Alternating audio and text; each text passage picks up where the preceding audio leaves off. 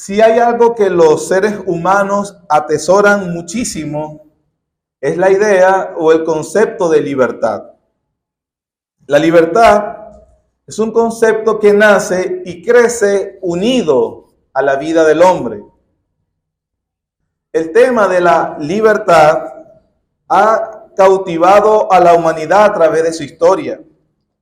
Sobre todo en los últimos siglos, el hombre sueña, lucha y hasta muere por libertad. Si inclusive mirásemos al primer artículo de la Declaración de los Derechos Humanos, allí se establece que todos los hombres nacen libres. Esa noción de libertad o esta noción de libertad abarca todos los aspectos de la vida de toda persona. La libertad es vital para la convivencia en el desenvolvimiento social. Por eso tenemos libertad de expresión, libertad religiosa, libertad política, libertad de elección y muchas otras libertades que están consagradas en las diferentes constituciones de todos los países.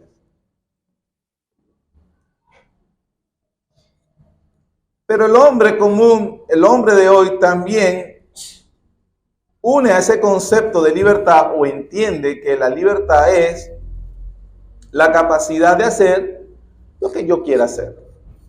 Simplemente. Por ejemplo, hombres y mujeres jóvenes suelen sentir un tremendo alivio cuando se independizan de los padres. Sobre todo si en esa vida familiar los padres mostraron excesiva restricción a la opinión de ellos. Ahora, una vez que yo me libero de ese yugo, me siento liberado.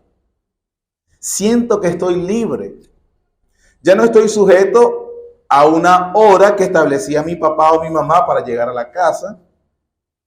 Ya no tengo que estar llamando para avisar que no voy a llegar. Ya no tengo que estar pidiendo permiso. O ya no tengo que dar cuenta a dónde voy o con quién. Eso es, si sales del yugo de los padres y sigues soltero, porque si se casa, eso no es verdad. Es decir, los que estamos casados sabemos que es así, o las hermanas también. Lo cierto es que para algunos eso de libertad es básicamente hacer lo que yo quiera y cuando quiera. Eso, por supuesto, es una pretendida autonomía egocéntrica. Como dije, para ese tipo de personas, libertad consiste en hacer lo que yo quiero. Como lo decíamos la semana pasada, la libertad de encontrarme a mí mismo. Yo necesito ser auténtico. Según este tipo de gente, la libertad se define como la ausencia de limitaciones, la ausencia de restricciones. Al fin de cuentas, la presencia es el reconocimiento de autosuficiencia y de poder. En el fondo, eso es simplemente narcisismo. Narcisismo. Pablo nos habla acerca de la libertad en todas las cartas del apóstol Pablo. Todo lo que aprendemos del pasaje que acabamos de leer y de toda la carta depende de nuestra comprensión del término libertad. ¿En qué sentido se usa en esta carta y en el Nuevo Testamento qué es libertad? A partir de hoy, comenzamos el capítulo 5 y el capítulo 6, ¿verdad? Desde el 5 en adelante hasta el final, Pablo nos va a enseñar a ser libres. Que el cristiano es un hombre libre, tiene libertad. Que la libertad es una realidad para el cristiano en el sentido de ser liberado para hacer lo que Dios quiere que seamos y hacer lo que Él quiere que hagamos. y ser felices haciéndolo. Lo repito. ¿Qué es la libertad según la Biblia, según el Nuevo Testamento? El cristiano, Pablo nos va a enseñar que el cristiano realmente es libre, ha sido liberado. Él vive libre de verdad, tiene una verdadera libertad. ¿En qué sentido? En el sentido de que con el evangelio poderoso de Dios, el evangelio poderoso de Jesucristo nos libera para hacer lo que Dios quiere que seamos y hacer lo que Dios quiere que hagamos y disfrutarlo mientras lo hacemos. Esa es la verdadera libertad. Entonces podemos decir que en toda la carta el apóstol, ¿verdad? Todo el sentido es defender el verdadero evangelio. Hemos visto que el capítulo 1 y 2, Pablo lo ha defendido a través de un argumento de experiencia. Él nos enseñó lo que sucedió allá en Jerusalén cuando él subió con los gentiles, con Tito, y aquellas conversaciones con Pedro cuando también estaba en Antioquía. Él ha defendido el verdadero evangelio a través de la experiencia personal, capítulos 1 y 2. Capítulos 3 y 4, Pablo ha defendido el verdadero evangelio, digamos, a través de un argumento teológico.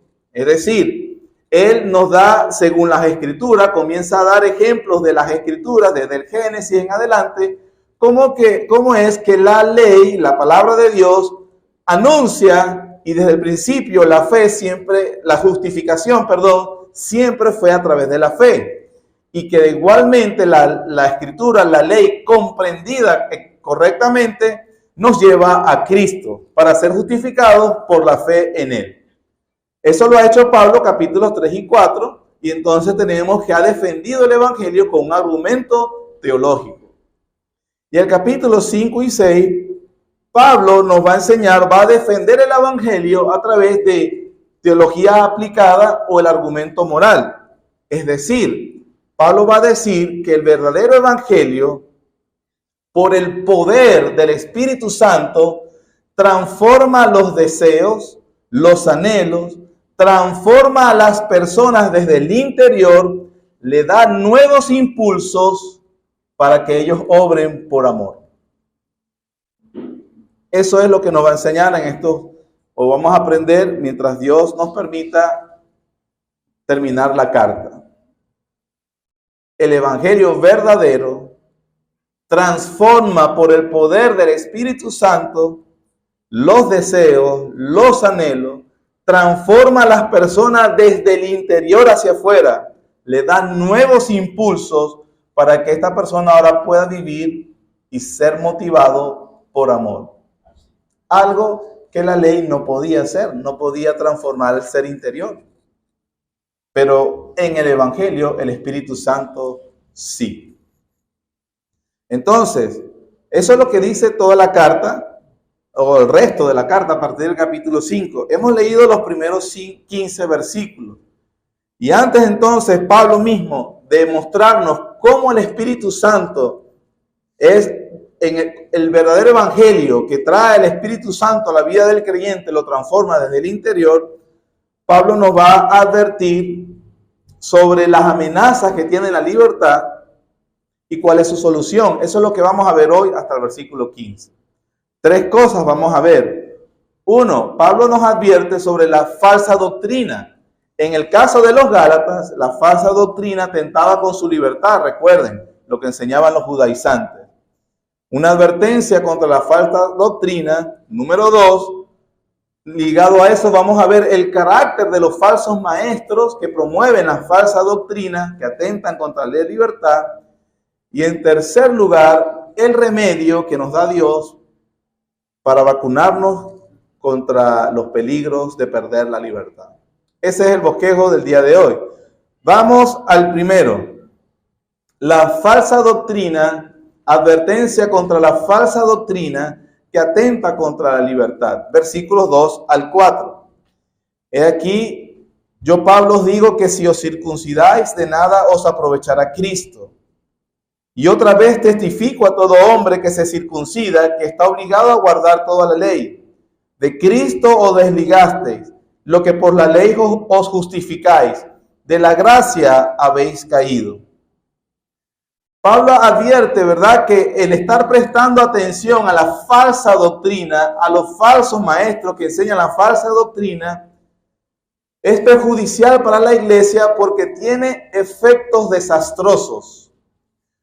¿Cuáles son esos efectos desastrosos? Primer efecto desastroso: cuando la iglesia escucha falsa doctrina o le da atención a la falsa doctrina, número uno, Cristo no le es de ningún beneficio. Así de dramático es escuchar falsa doctrina o prestar atención. Versículo 2.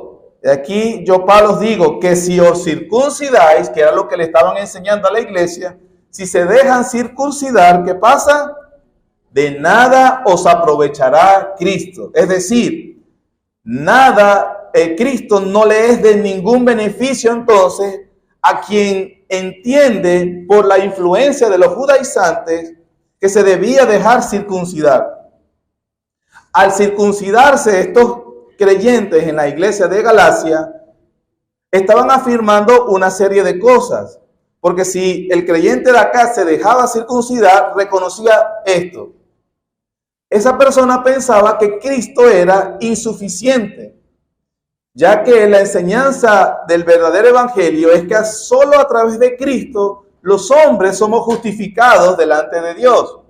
Pero ellos decían, por supuesto que es a través de Cristo, más circuncidarse, guardar la ley, en circuncidarse las marcas, recuerdan, circuncidarse las dietas alimenticias y guardar el calendario religioso. Hay algo importante aquí, de una sutileza. Los falsos maestros denunciados acá no decían Cristo es anatema, no decían no crean en Cristo, no, decían sí, Cristo nos salva, sí, Cristo es el Hijo de Dios, pero tienes que guardar la ley. ¿Ven la sutileza? Es Cristo más algo. Alguien dijo, no se le puede sumar nada a Cristo sin restarle a Cristo. Cuando entonces estos creyentes, persuadidos por estas falsas doctrinas, se dejaban circuncidar, estaban afirmando que Cristo es insuficiente. Estaban afirmando que el Espíritu Santo no es una buena guía para la vida. En el capítulo 3 vimos que Él les dijo, ¿recibiste el Espíritu por el oír por fe o por el orar por la ley? Entonces, pero ellos venían bien, Pablo lo reconoce después, ustedes venían bien. ¿Quién nos estorbó? Eso significa que ahora Cristo no es suficiente, que el Espíritu Santo no es una buena guía para la vida y que ahora para sí realmente ser justificado delante de Dios, necesito hacerme un judío para ser verdaderamente un hijo de Dios. Entonces, en ese caso, dice Pablo, Cristo no sirve para nada. Cristo no les ha servido para nada. ¿Por qué? Porque según la misma carta, Cristo vino en primer lugar para librarnos del presente siglo malo. Capítulo 1, versículo 4. Versículo 3. Gracia y paz sean a vosotros de Dios el Padre y de nuestro Señor Jesucristo, el cual se dio a sí mismo, Cristo, ¿no?, por nuestros pecados para propósito de su venida, ¿qué dice? Librarnos del presente siglo malo, conforme a la voluntad de nuestro Dios. Pablo ha dicho que Cristo vino con un propósito, según lo que acabamos de leer, librarnos del presente siglo malo, pero si me voy a circuncidar o si se van a circuncidar, entonces Cristo no vino para eso, no sirve para librarte del presente siglo malo. Según la misma carta, Cristo vino para librarnos de la maldición de la ley. Capítulo 3, versículo 13. Cristo nos redimió de la maldición de la ley, hecho por nosotros maldición, porque está escrito, maldito todo el que es colgado en un madero. Pero si ustedes se dejan circuncidar para ser justificados delante de Dios, entonces Cristo no nos redime de la maldición de la ley. Cristo, la venida de Cristo no sirve para nada. Me estoy explicando en el argumento, hermano. Lo estamos comprendiendo. Según la misma carta, Cristo vino para hacernos hijos de Dios. Capítulo 3, versículos 25 y 26. Pero venida la fe, ya no estamos bajo ayo, el tutor de la ley. pues todos sois hijos de Dios por la fe en ¿quién? Entonces, Cristo vino para que sea posible por la fe ser ¿qué? Un hijo de Dios. Pero si se tienen que circuncidar o si tienen que cumplir una cosa más, entonces Cristo no sirve para nada. Cristo no nos hace hijo de Dios. Ese es el punto del apóstol Pablo para decirnos, advertirnos de que no escuchen la falsa doctrina de agregar otra cosa a Cristo, porque entonces Cristo no es de beneficio. Si todo eso entonces, lo que acabamos de decir, ser libre del presente siglo malo, ser libre de la maldición de la ley y ser posible y ser por fin un hijo de Dios legítimo, eso se consigue a través de guardar la ley, entonces Cristo no era necesario. Porque por la ley lo podemos conseguir. El punto es que la ley no nos da eso. Gálatas 2, versículo 21. No desecho la gracia de Dios, pues si por la ley fuese la justicia, entonces por demás murió Cristo. ¿Para qué vino a morir? Si la ley nos proporciona lo que Él está ofreciendo. No, gracias, ya tengo lo que me ofreces, podríamos decirle. ¿Cierto? Pablo dice entonces, por eso no escuchen la falsa doctrina. Segundo efecto. Si una persona pretende o ellos dejaban circuncidarse, entonces estaban obligados a guardar toda la ley, lo cual es una catástrofe. Versículo 3. Y otra vez testifico a todo hombre que se circuncida, que está obligado a guardar toda la ley. Someterse bajo el yugo de pretender guardar toda la ley es una catástrofe. Es un suicidio. ¿Por qué? Porque según la misma carta, la ley tiene los siguientes efectos. Número 1, tiene a los hombres bajo esclavitud. Eso es lo que dijo capítulo 2, versículo 4. Número 2, la ley tiene otro efecto. Tiene a los hombres bajo el control del pecado. Capítulo 3, versículo 22 dice: mas la escritura lo encerró todo bajo pecado, para que la promesa que es por la fe en Jesucristo fuese dada a los creyentes. Pretender guardar la ley o cumplir la ley para justificarse es un error catastrófico. ¿Por qué? Porque la escritura nos encierra bajo pecado. Están bajo pecado, dice Pablo. Y al último, pretender guardar la ley es estar bajo la maldición de la ley. Capítulo 3, versículo 10. Porque todos los que dependen de las obras de la ley están, ¿qué? Bajo maldición. Pues escrito está: maldito todo aquel que no permaneciera en todas las cosas escritas en el libro de la ley para hacerlas. Entonces, un defecto catastrófico: si se circuncidan, estarán obligados a guardar toda la ley. Y hacer eso, entonces vas para atrás. Vas bajo pecado, bajo esclavitud, y estás bajo la maldición de la ley. Entonces, ponerse bajo la obligación de guardar la ley ceremonial, en este caso de los Gálatas, la circuncisión, significa condenarse a sí mismo, porque la condenación es lo único que ofrece la ley bien comprendida.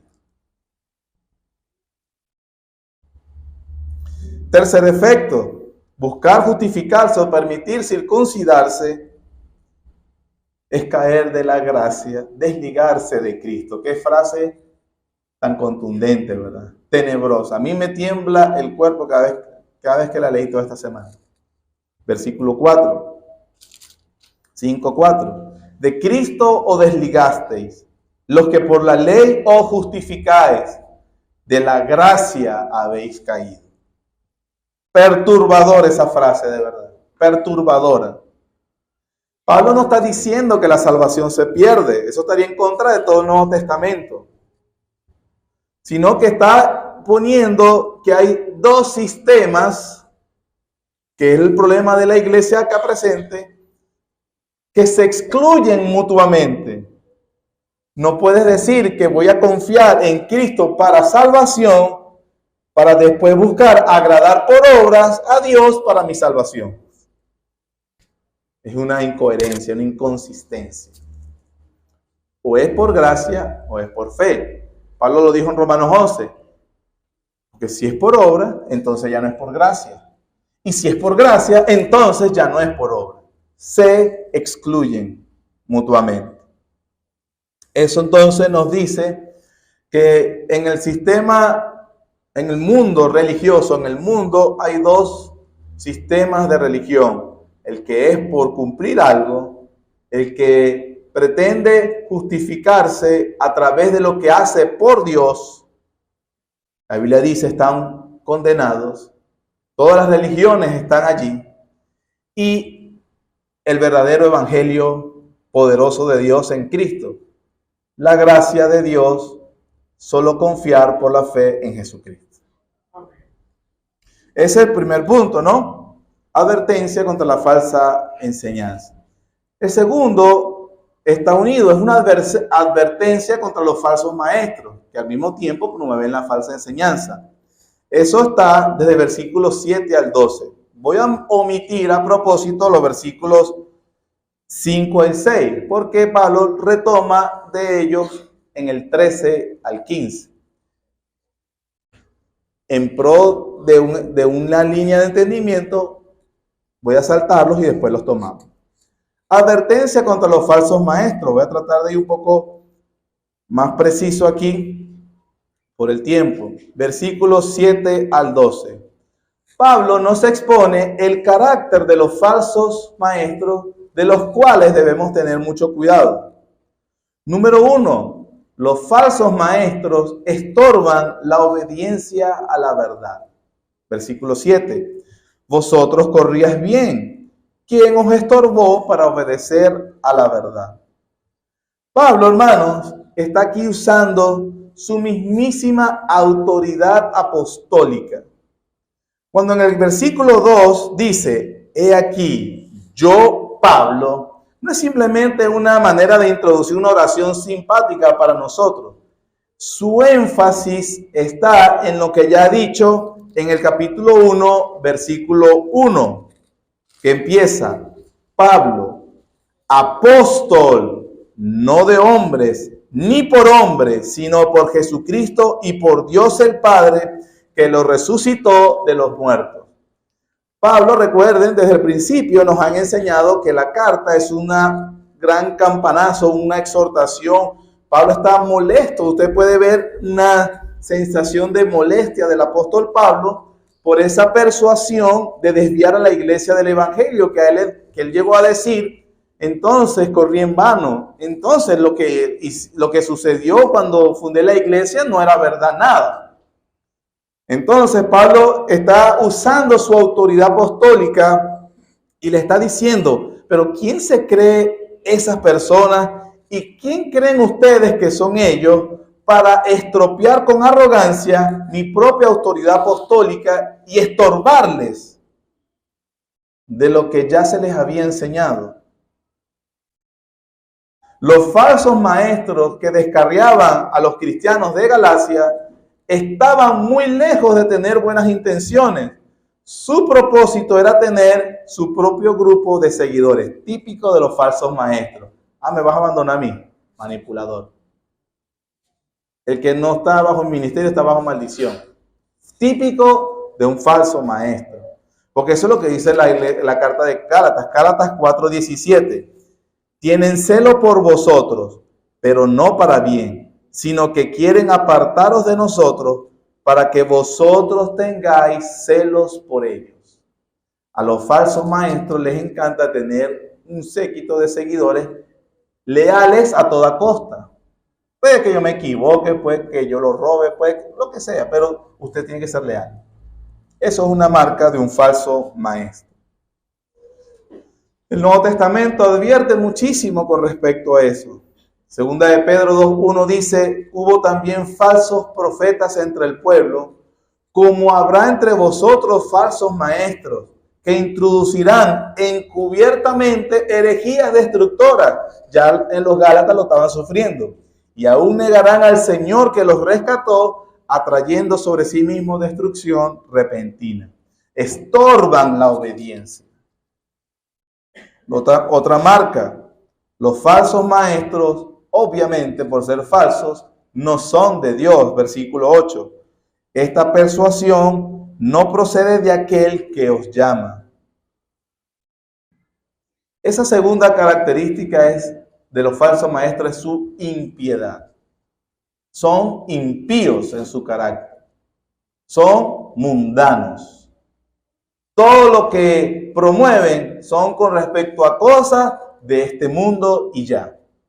Impíos. No tienen nada que ver con el Señor. Número 3. El peligro de esos falsos maestros es que ellos contaminan la iglesia. Versículo 9. Un poco de levadura leuda toda la masa. La imagen es, como seguro sabe, la levadura que aunque en porción muy mínima, cuando se inocula sobre la masa, tiene el poder de extenderse. Alguien dijo, por falta de un clavo, solo un clavo, se perdió la herradura. Por falta de herradura, se perdió el caballo. Por falta de caballo, se perdió el jinete. Y por falta de un jinete, se perdió la guerra. Todo por falta de un clavo. Por eso hay que tener cuidado con los falsos maestros que promueven falsas doctrinas. Número 10, siguiente, es el versículo 10. Versículo 10, los falsos maestros serán juzgados. Yo confío respecto de vosotros en el Señor, que no pensaréis de otro modo. Pablo está diciendo acerca de la libertad cristiana. Y él ha dicho, yo imagino que ustedes piensan igual que yo. Después dice, mas el que os perturba llevará la sentencia, quien quiera que sea. Pablo promete que ese tipo de personas serán juzgados por Dios. Siguiente marca, versículo 11. Ellos persiguen a los verdaderos maestros. Y yo, hermanos, si aún predico la circuncisión, ¿por qué padezco persecución todavía? En tal caso se ha quitado el tropiezo de la cruz. Ustedes recordarán en Hechos capítulo 6, 14, el Sanedrín judío levanta una acusación contra Esteban para liquidarlo, porque lo matan.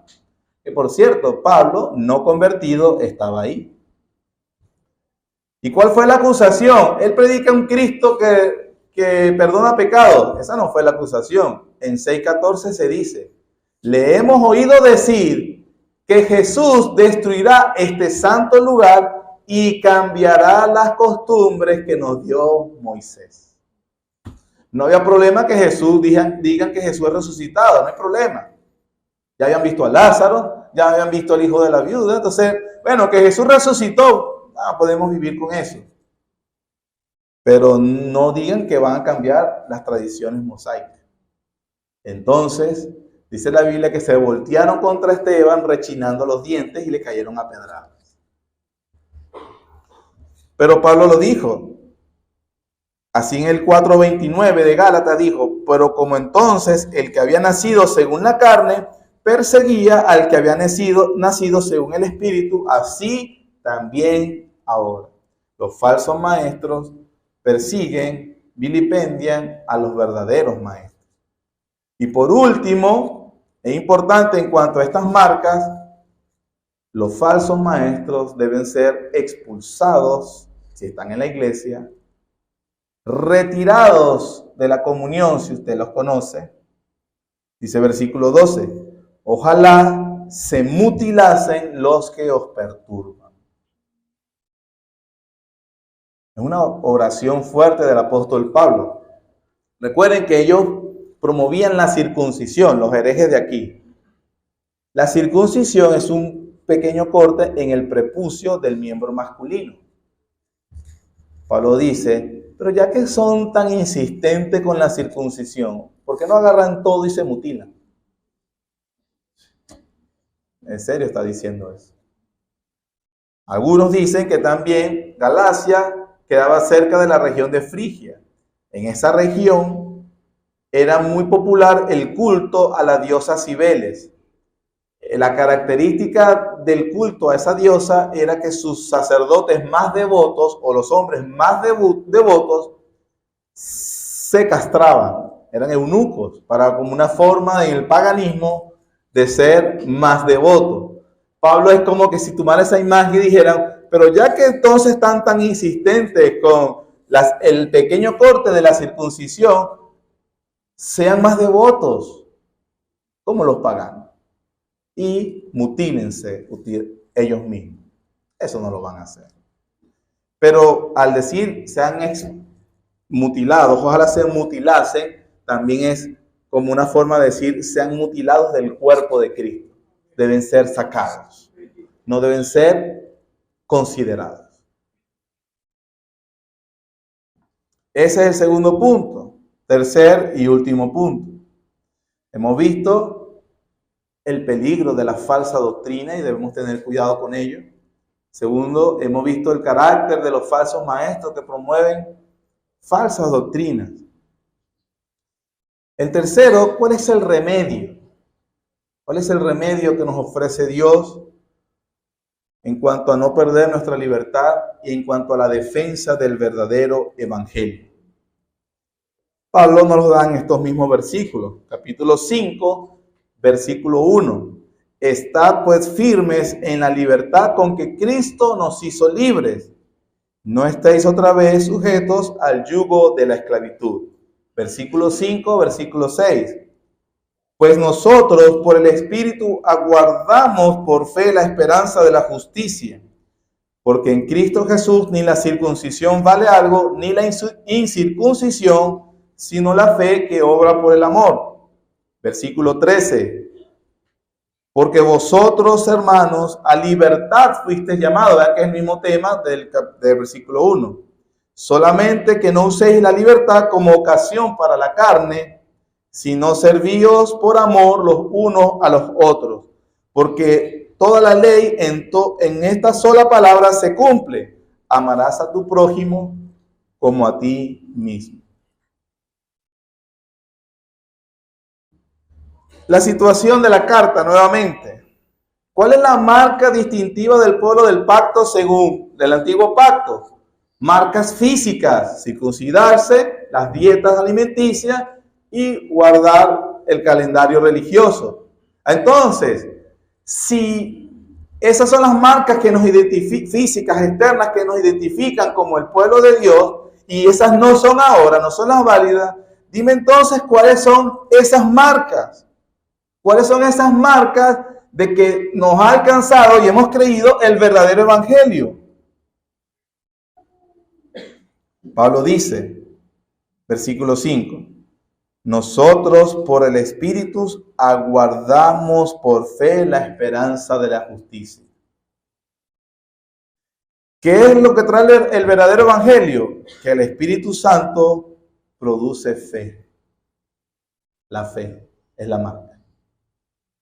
Una fe, esperando la justicia por la fe, y que ella desemboca en amor, en obrar por amor. Eso inmediatamente. La libertad entonces a la que nos llama el evangelio verdadero debe ser bien comprendida. Como dijimos al principio, no es libertad para hacer lo que yo quiero, para mi individualismo, para mi narcisismo, para mi egocentrismo, para estar solo, nadie me moleste, para mi autenticación personal y mi desarrollo personal. Eso no es el concepto bíblico de libertad. ¿Qué es lo que debemos comprender? ¿En qué nos hizo libre Cristo? Lo hemos estado anunciando, capítulo 3, versículo 13. Cristo, ¿qué? Cristo nos redimió de la maldición de la ley, hecho por nosotros maldición, porque escrito está, maldito el que es colgado en un madero. Cuando usted en el evangelio, usted diga la frase, hermano, soy libre en Cristo, lo primero que debe pensar, soy libre de la maldición de la ley. Cristo lo liberó de esa maldición. Pero no solamente eso, el Nuevo Testamento nos enseña categóricamente de que somos libres. Cristo, hermanos, nos liberó no solamente de la maldición de la ley, nos liberó de la maldición de Adán. Romanos capítulo 5, versículos 18 y 19 dicen, así que como por la transgresión de uno, Adán, vino la condenación a todos los hombres, a todos nosotros, vino la condenación porque nacemos en Adán, según la Biblia. De la misma manera, por la justicia de uno. ¿Cuál es ese uno? El segundo Adán. Cristo, gloria a Dios, vino a todos la justificación de vida. Porque así como por la desobediencia de un solo hombre los muchos fueron constituidos pecadores, Adán, así también por la obediencia de uno, Cristo, los muchos serán constituidos justos. Cristo entonces me liberó de la maldición de Adán. ¿De qué más nos liberó Cristo? Para que usted diga, soy libre en Cristo. Cristo nos liberó de la muerte espiritual. Efesios capítulo 2, versículos 4 y 6.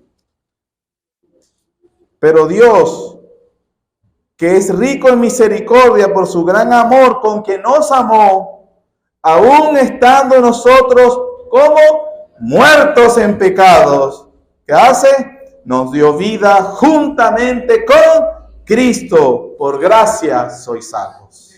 Cristo nos redimió, nos liberó de la muerte espiritual. Diga, soy libre en Cristo.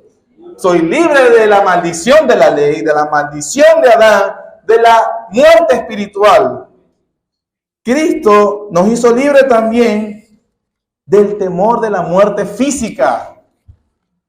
Hebreos capítulo 2, versículos 14 y 15 dicen, así que por cuanto los hijos participaron de carne y sangre, él también participó de lo mismo, Cristo, para destruir por medio de la muerte el que tenía el imperio de la muerte, este es al diablo.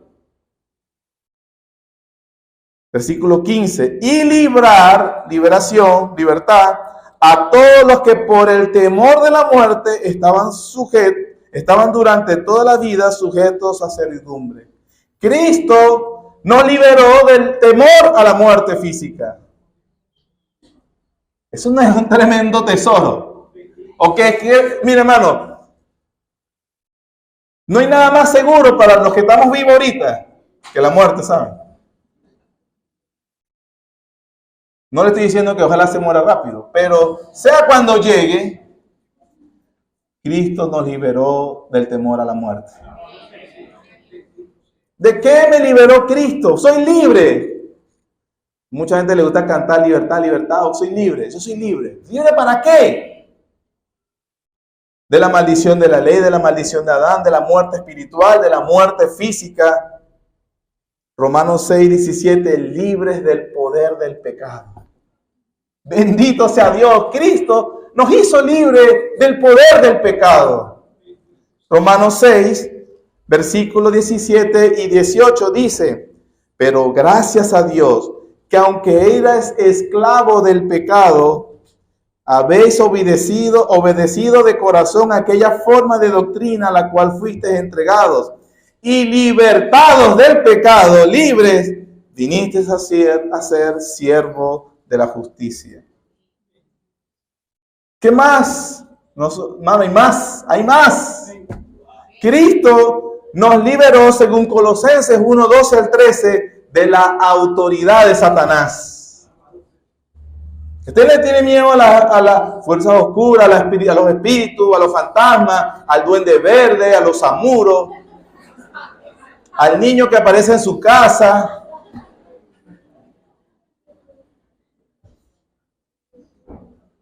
Realmente es un poco agotador para mí. La gente, no, pastor, yo vi ese niño. ¿Cuándo? Colosenses, lean la Biblia. Le digo yo, lea la Biblia. ¿Qué puedo hacer, brother? Lea la Biblia. Capítulo Colosenses 1, 12 y 13. Con gozo, versículo 12, con gozo dando gracias al Padre que nos hizo aptos para participar de la herencia de los santos en luz, el cual nos ha librado de la potestad de las tinieblas y trasladado al reino de su amado Hijo. Eso del reino del diablo, el reino del Hijo, hay una esfera donde Satanás es rey. Y Satanás tiene súbditos, sí, la Biblia lo reconoce. Pero hay otra esfera donde Cristo es rey y él tiene súbditos. El evangelio verdadero me liberó de la potestad de Satanás. ¿Has participado en brujería? Cristo te libera de eso y ya. El evangelio te libera. No le tengas miedo, no hay que tenerle temor. Fuimos liberados. Y para ser otra vez cautivos tienen que vencer a Cristo.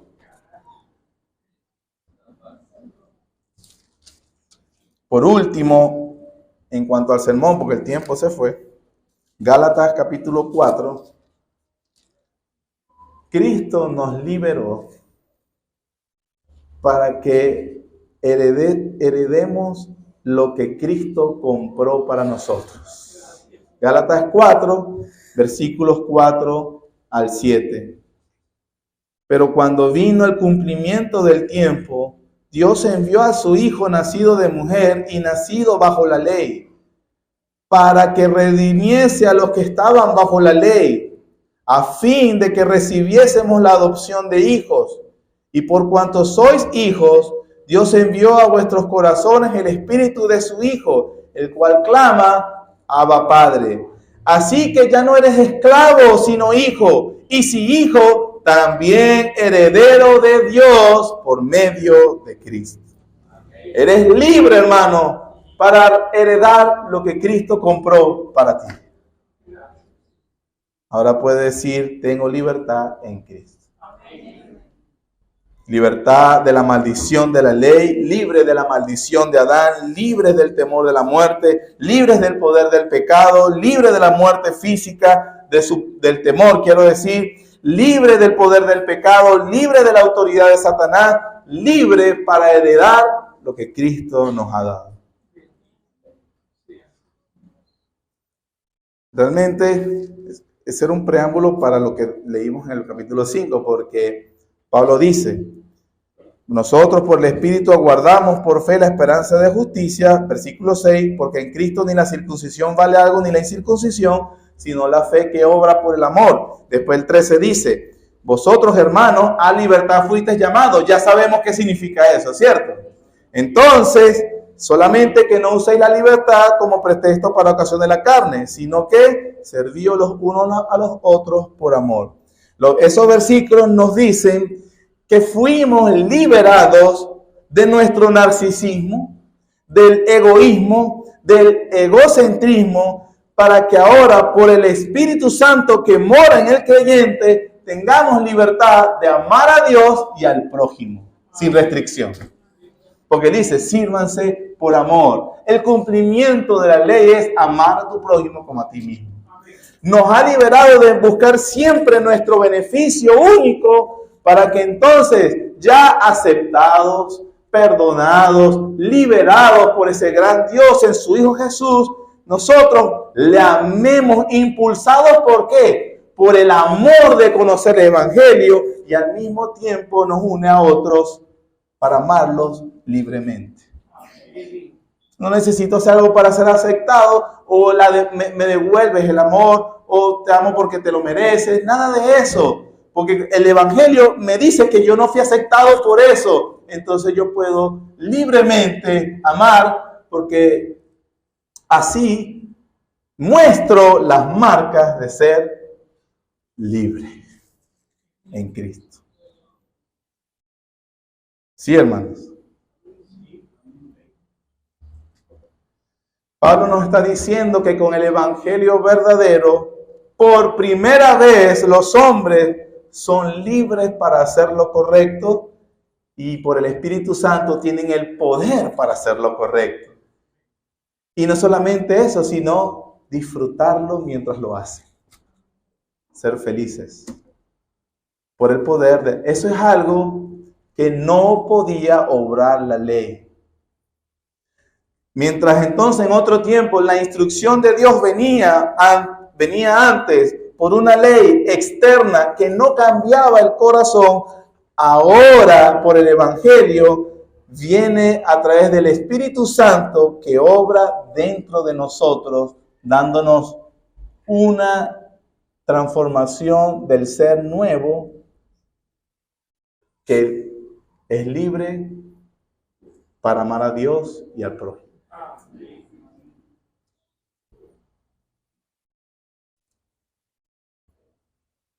Entonces, según la carta, ya finalizamos, la libertad que tanto anhelamos, que tanto reclamamos, que tanto quisiéramos cantar y decir, soy libre, según lo que hemos visto y el resto de la carta, no es que somos libres solamente de las regulaciones ceremoniales de la ley, circuncisión, calendario religioso o dietas. Sí, somos libres de eso, pero también es entender que hemos sido librados por la dotación y el poder del Espíritu Santo para hacer lo que Dios manda, no solo hacerlo, sino desearlo de corazón, porque el Evangelio verdadero que me salva también me transforma. Que el Señor nos permita comprender eso. Y hermanos, ¿qué quieres hacer con tu libertad? Quiero amar a Dios y amar a mi prójimo. Haga lo que quiera. Es libre. Cristo te liberó. Haz lo que quieras. Haz lo que quieras. Gracias, Señor. Tu libertad, o la libertad que nos has dado en Cristo Jesús, es la verdadera, Señor. Si el Hijo os libertare, seréis verdaderamente libres. Bendito seas tú por tu poderoso evangelio, Señor. Gracias, Señor. Si nos has dejado a nuestros recursos, fracasamos, pero has enviado a tu Hijo y así tu gracia para salvarnos y transformarnos. Necesitamos tu poder, Señor. Ayúdanos para correr en esta libertad. En el nombre de Jesús, salva a los esclavos del pecado y de Satanás. Tráelos a la libertad de Cristo Jesús. Amén.